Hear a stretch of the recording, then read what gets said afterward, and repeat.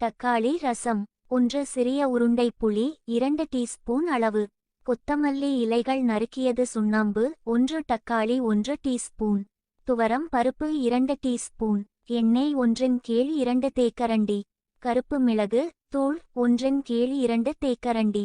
கடுகு விதைகள் 1 தேக்கரண்டி. சீரகம் விதைகள் நொறுக்கப்பட்ட 1/2 தேக்கரண்டி.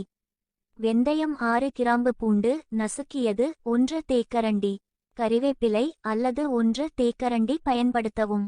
ரசம் தூள் 1 சிவப்பு மிளகாய் மேலே உள்ள 3 உருப்படிகளுக்கு பதிலாக.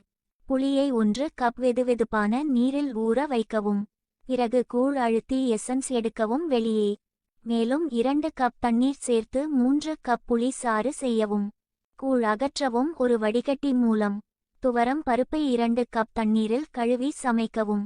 பருப்பு நன்றாக இருக்கும்போது சமைத்து வெப்பத்திலிருந்து நீக்கி புளி தண்ணீர் மிளகுத்தூள் நொறுக்கப்பட்ட சீரகம் பூண்டு மற்றும் கொத்தமல்லி இலை துண்டுகள்.